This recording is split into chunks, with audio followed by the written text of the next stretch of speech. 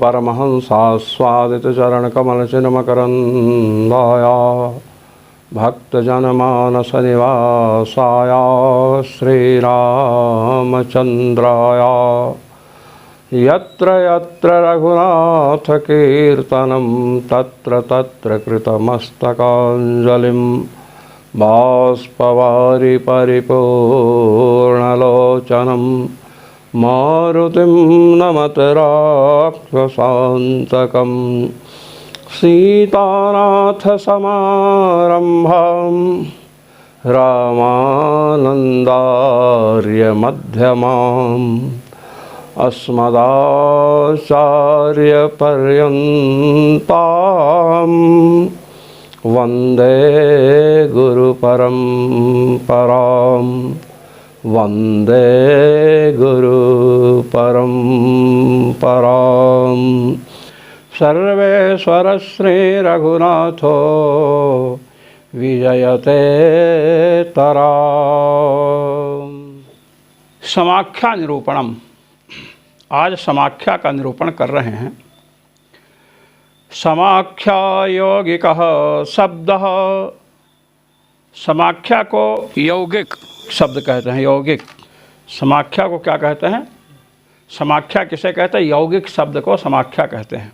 प्रकृति और प्रत्यय से जो शब्दों का बोध कराए उस शब्द को समाख्या कहते हैं। साच विविधा, वह दो प्रकार की है। समाख्या कितने प्रकार की है? दो प्रकार की। वैदिकी लौकिकी च। एक तो वैदिकी समाख्या है और लौकिकी है। वैदिकी समाख्या है जो वेद में है, और लौकिकी है जो वैदिक विद्वान अपना कार्य संपन्न करने के लिए, सरलता से संपन्न करने के लिए नाम रख दिए हैं। तत्र होतुश्चमस भक्षणांगत्वं होतृचमस इति वैदिक्य समाख्या। अब होत्र चमस ये समाख्या है। क्या है? ये वैदिक समाख्या है। होता का जो चमस, चमस कहते हैं, जैसे चम्मच होता ना अपने यहाँ, वैसे ही चम्मच जैसा होता है और उससे वो भक्षण करता है। चम्मच से खाने का काम लोग लेते हैं। तो होत्र चमस ये समाख्या है। तो होत्र चमस इस समाख्या के द्वारा यह भक्षण का अंग है। होत्र चमसाहित वैदिक्या समाख्या होतुश्चमस भक्षण अंगत्वम। चमस के द्वारा होता का जो चमस है वो किसका अंग है? तो भक्षण का अंग है। उससे भक्षण ही न संपन्न करना है, ये बतलाए। होत्र चमसा भक्षणम भावयेत। यहाँ पर एक बात टीकाकार ने बहुत अच्छी बताई है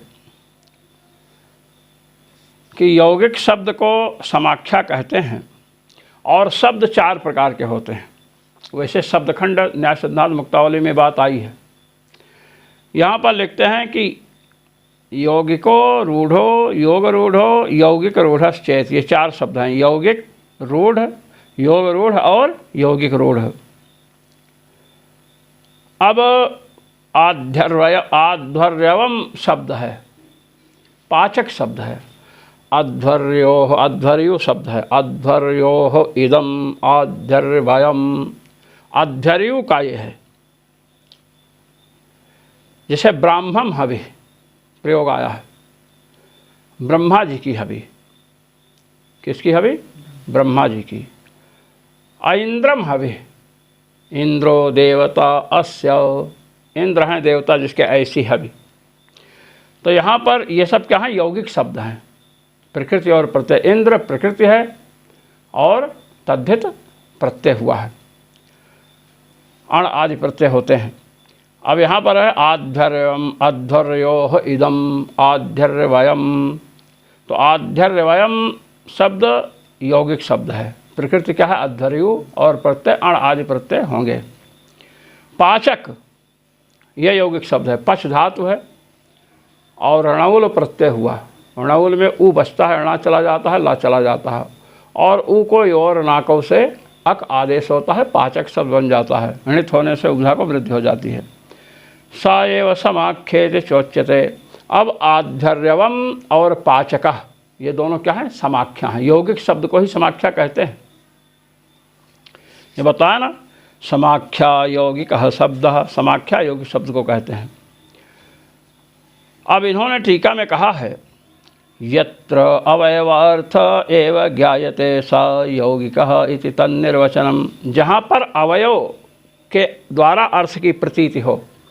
अवयव कौन होगा? जैसे पाचक शब्द है तो पच धातु से णौल प्रत्यय होगा तो पच धातु हो गई प्रकृति, और णौल प्रत्यय जिसको ऊ को अक आदेश हुआ है वो हो गया प्रत्यय।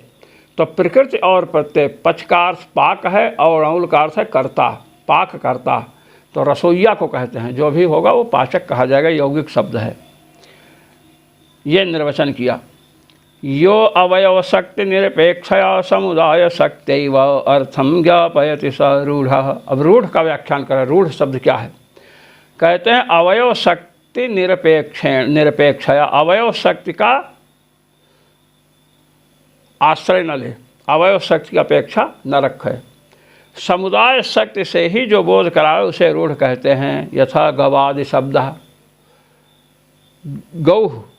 गौह शब्द की व्युत्पत्ति, गो शब्द की व्युत्पत्ति किया गच्छतीति गौह, गच्छतीति गौह, जो चले उसे गाय कहते हैं। तो चलते तो हम लोग हैं, आप लोग हैं, तो क्या गाय हो गए? नहीं।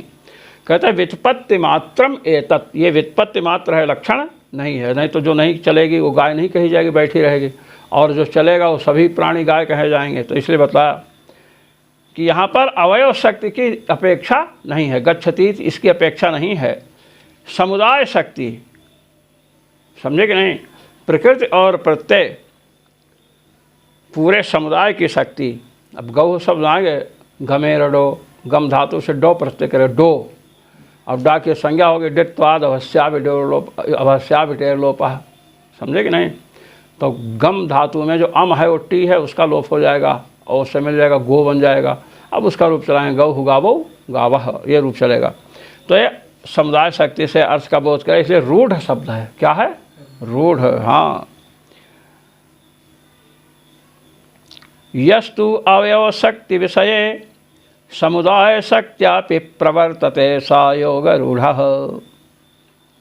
जो अवयव शक्ति के विषय में समुदाय शक्ति से प्रवृत्त हो, बोध कराने में अवयव शक्ति को भी ले और समुदाय की शक्ति को भी ले। अवयव से जो अर्थ निकल रहा है, प्रकृति और प्रत्यय रूपी अवयवों से जो अर्थ निकल रहा है, और समुदाय की शक्ति से भी, वो योग रूढ़ होता है। यथा पंकजादि शब्दस्य एव अवयव शक्त्या पंकजनि कर्तृत्वेन। देखिए पंकज शब्द है, पंकाज जायते थे पंकजम, पंक कहते हैं कीचड़ को।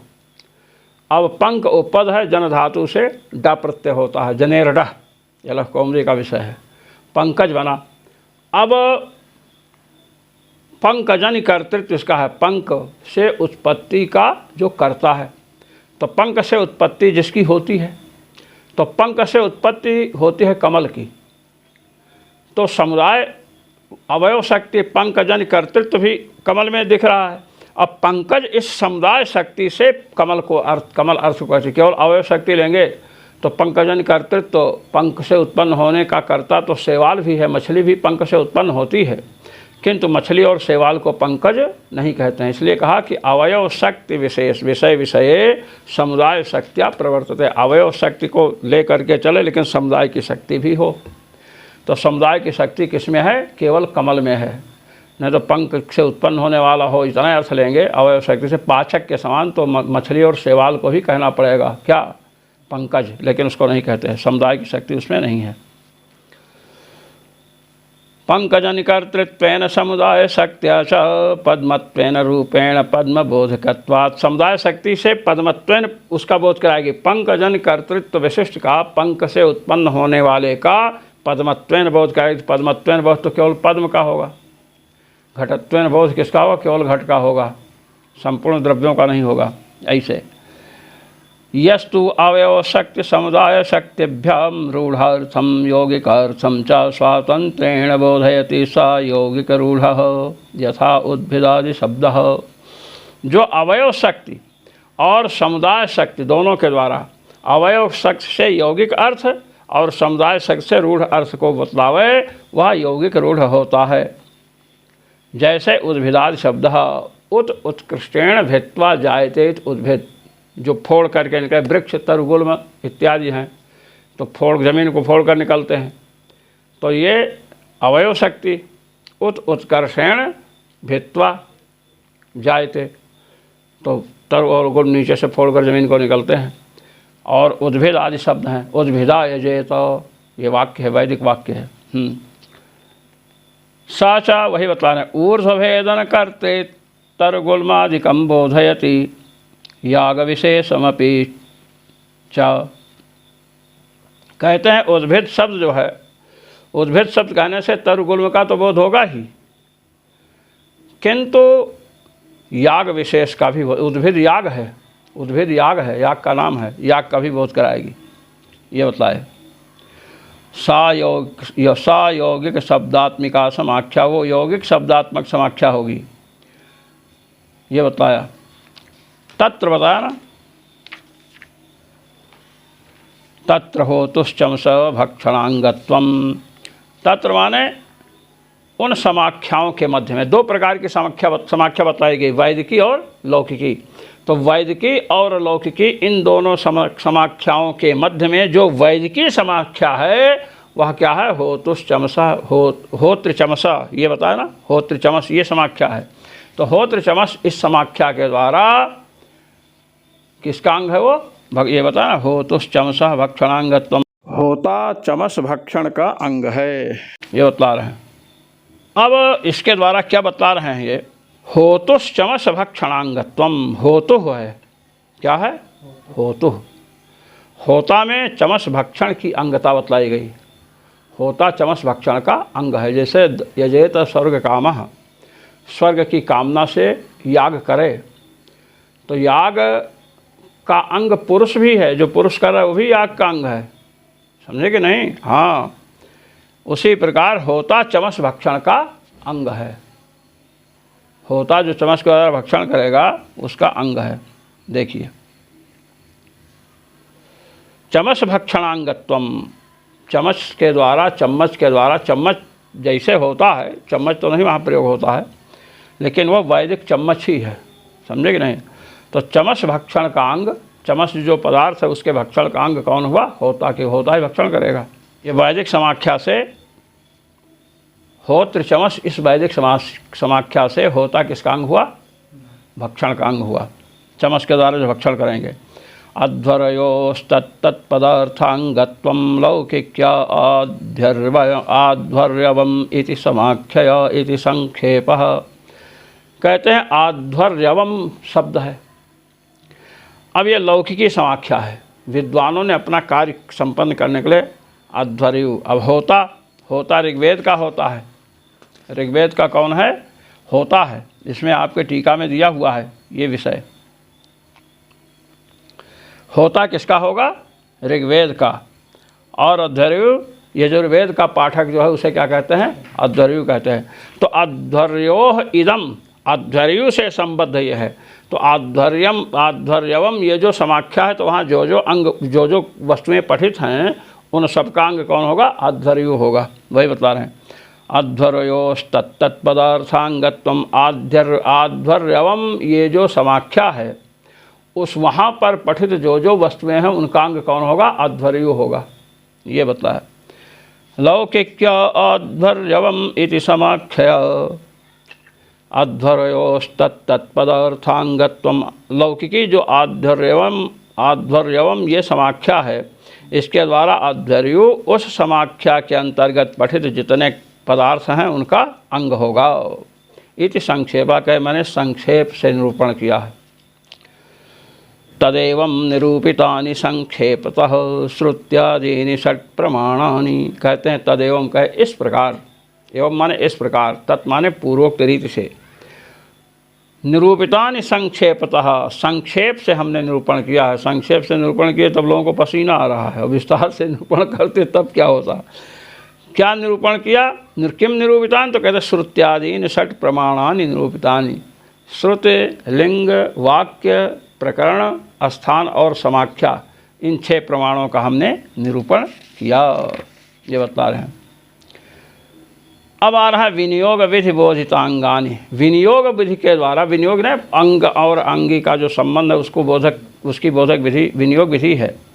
कहते एतत्सह कृतेन विनियोग विधिना समिदादिभिरुपकृत्य दर्शपूर्णमासाभ्याम यजेत इत्येवं रूपेण यानि विनियोज्यन्ते तानि अंगानि द्विविधानि सिद्धरूपाणि क्रियारूपाणि चेति। कहते एतत् सहकृतेन, श्रुति आदि 6 प्रमाणों से सहकृत, उसके सहयोग को प्राप्त करने वाली जो विनियोग विधि है उसके द्वारा यानी विनियोज्यन्ते, जिनका विनियोग होता है, वहाँ लगाना पड़ेगा, समिदादि भी उपकृत्य, आया ना समिधो यजति, तो समिधो यजति जो है, कहते हैं समिध आदि के द्वारा उपकार किसका होगा?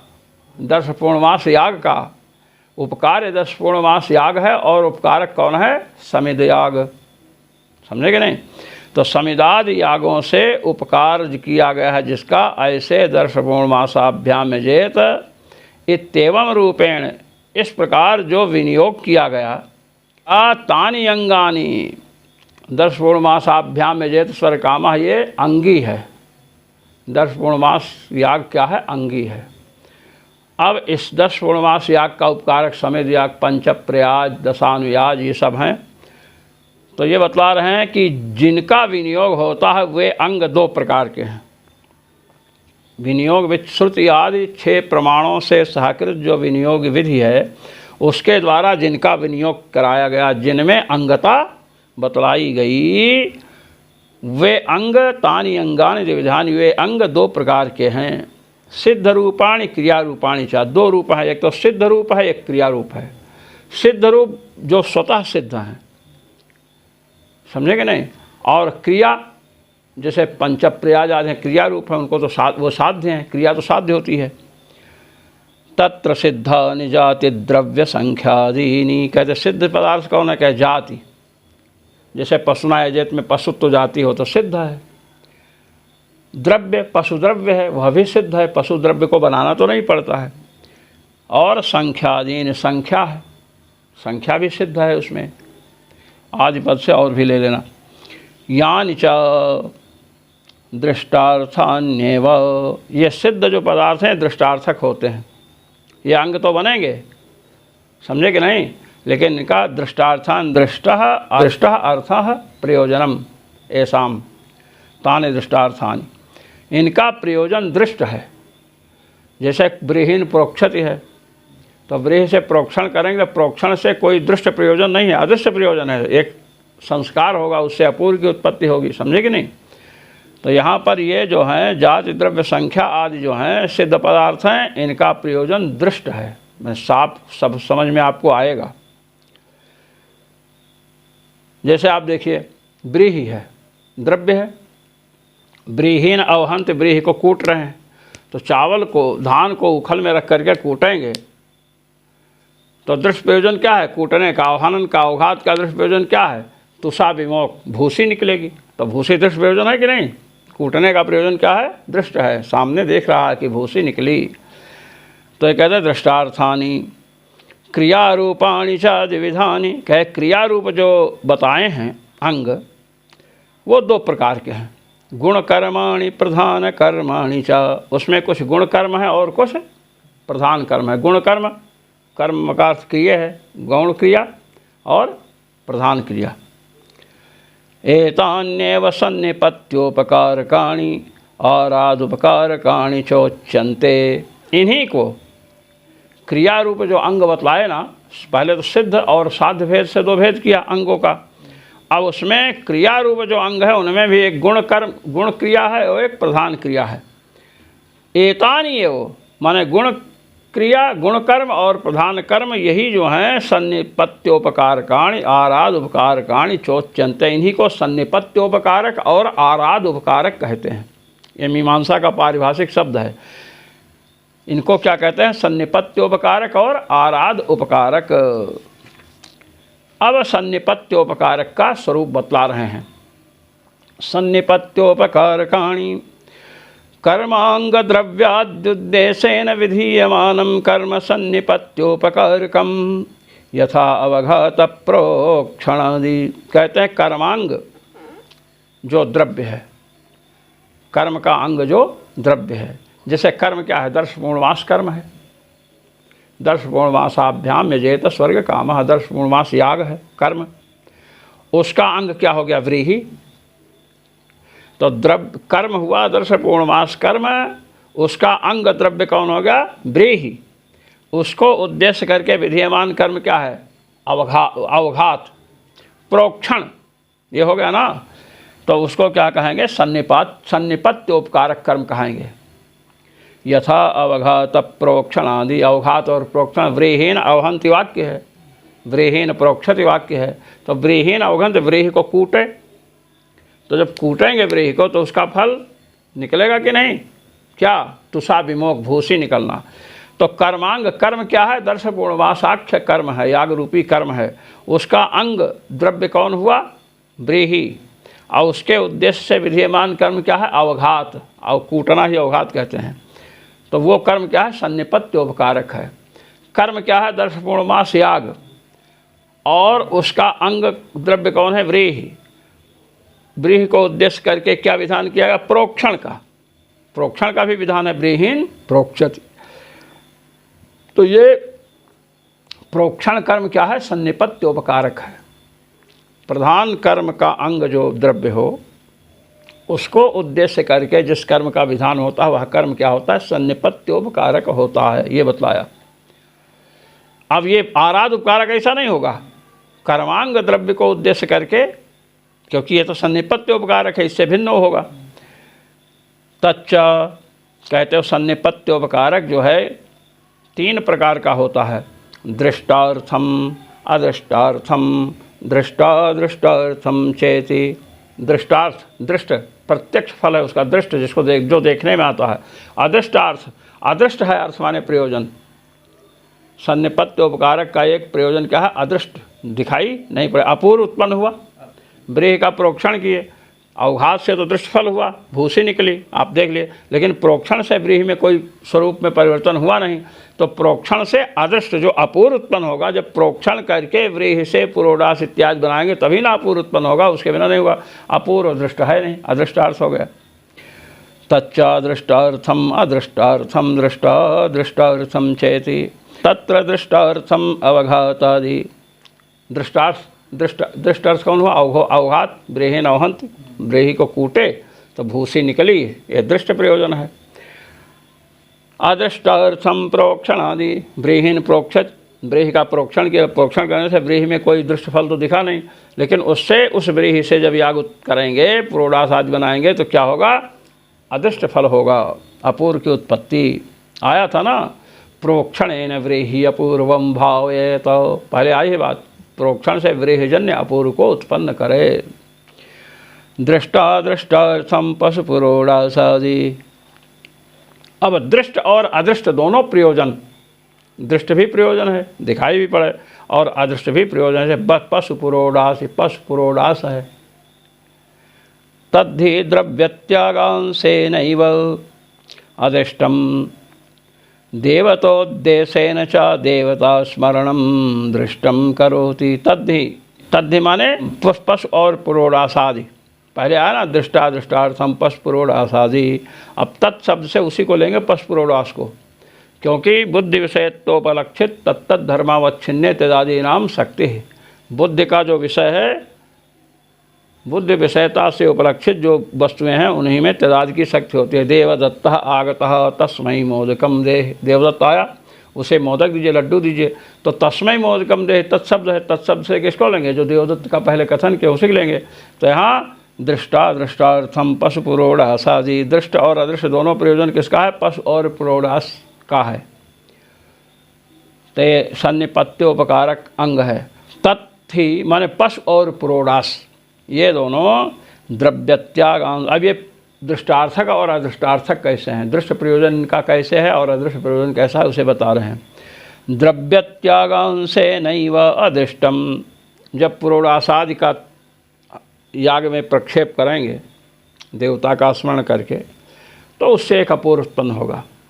पशु से भी याग करेंगे तो पशु से क्या उत्पन्न होगा? अपूर्व उत्पन्न होगा। तो अपूर्व तो देख नहीं पा सकते हैं, तो अदृष्ट हो गया ना।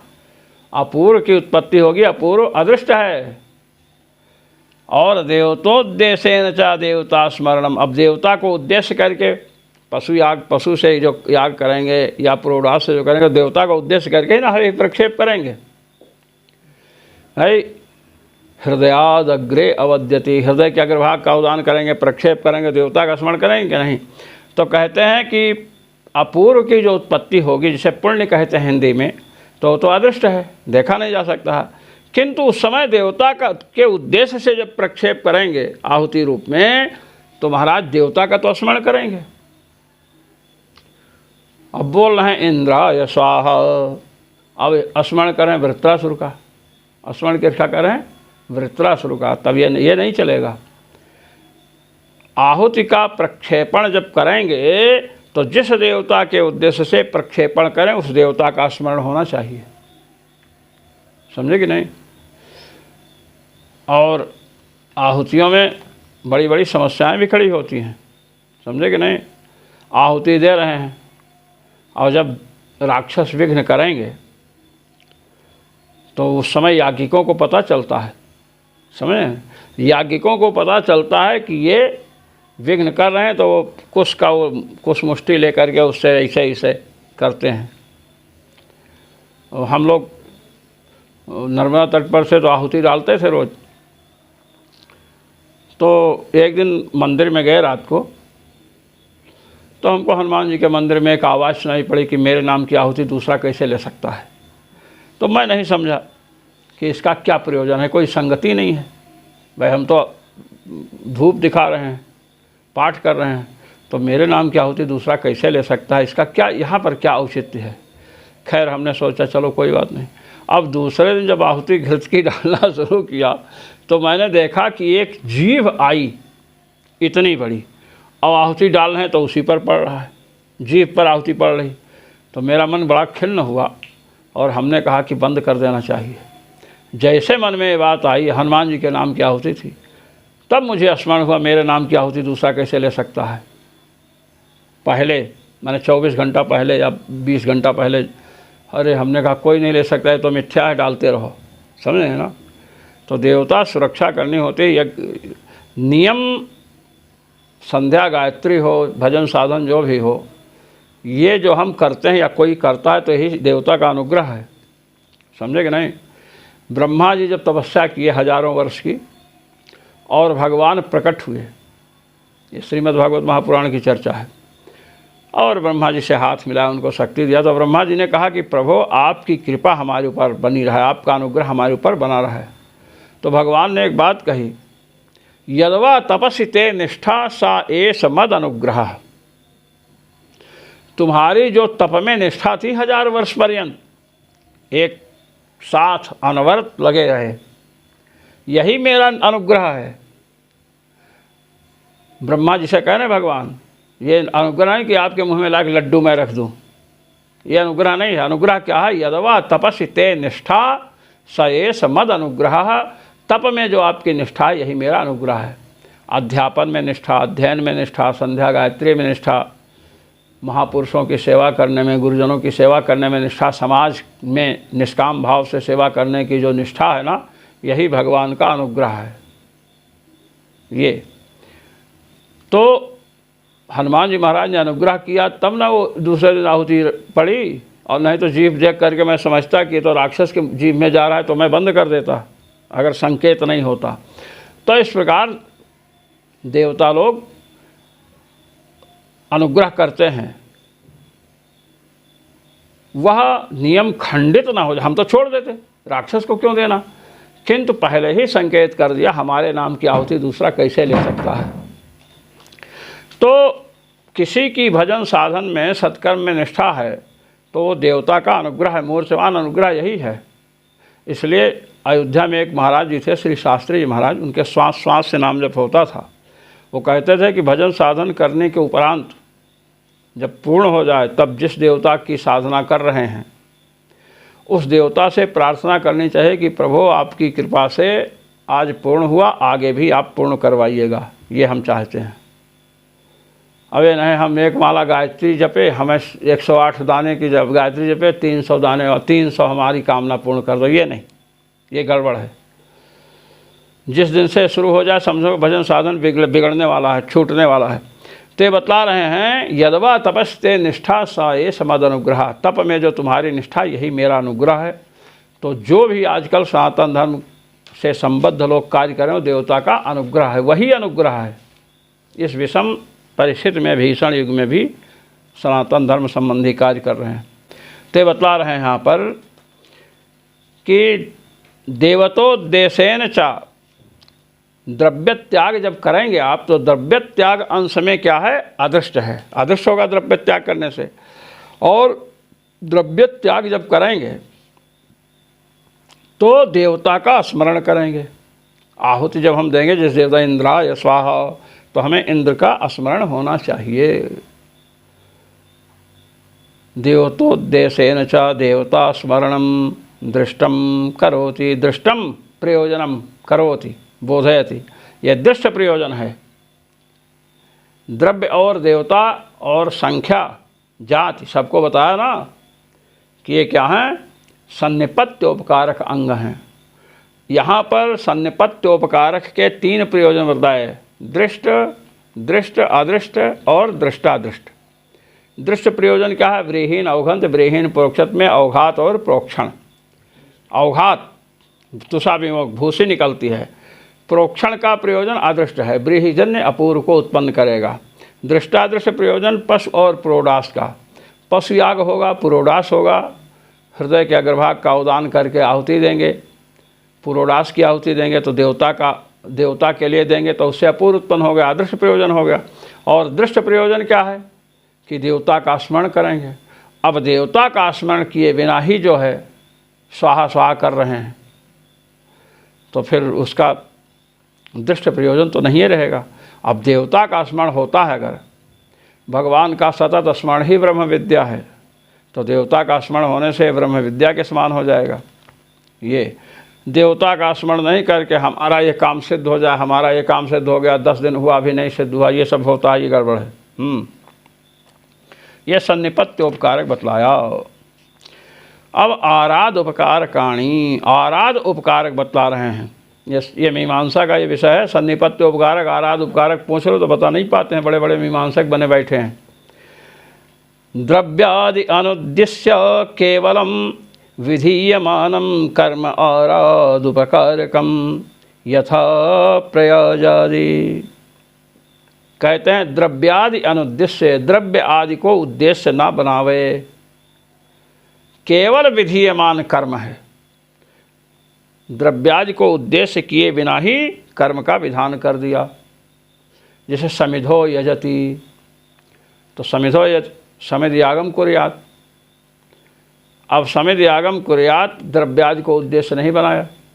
अगर उद्देश्य बनाते तो किम साध्य की आकांक्षा होती तो 10 पूर्णमासाभ्याम यजे तो स्वर्ग कामा, इस काम में क्यों होता, संबंध क्यों होता वहाँ, समझे कि नहीं।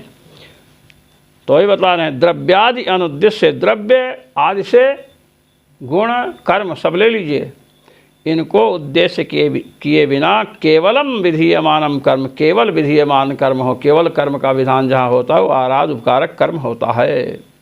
यथा प्रयाज आदि, लीजिए जैसे प्रयाज आदि है, क्या है, प्रयाज आदि है।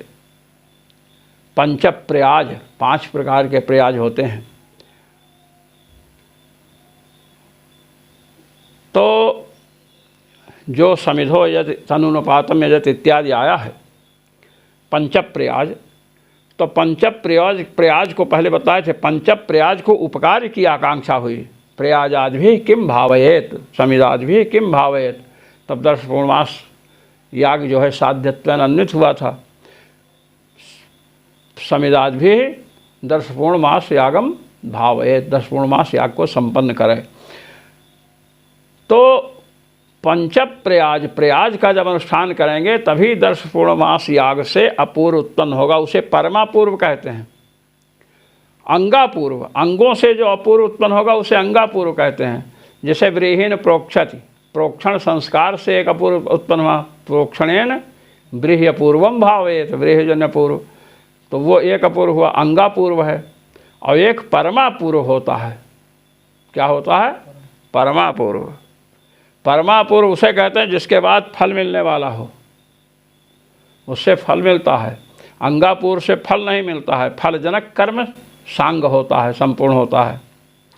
फलजनक जो कर्म है उसको अपूर्व परमापूर्व को उत्पन्न करने की योग्यता आती है। हाँ, आरादुपकारकं च परमापूर्वोत्पत्तावेव उपयुज्यते।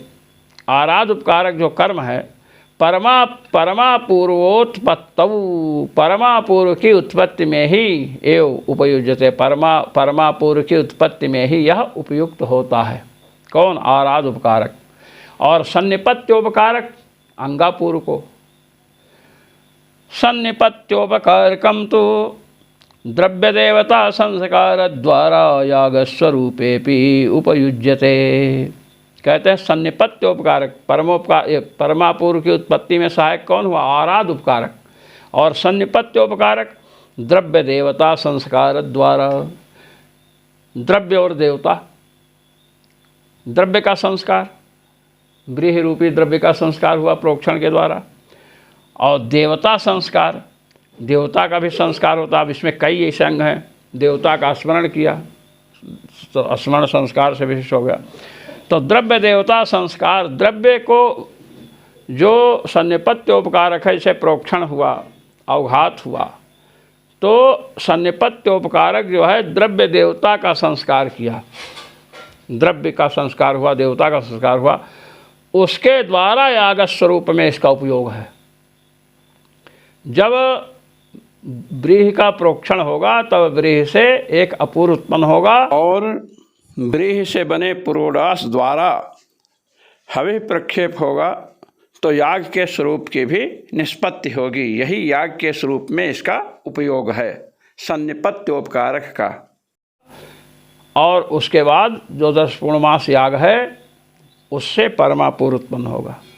तो परंपरा सन्निपत्योपकारक परंपरा प्रयुक्त होता है, उपयुक्त होता है याग स्वरूप के निष्पादन में।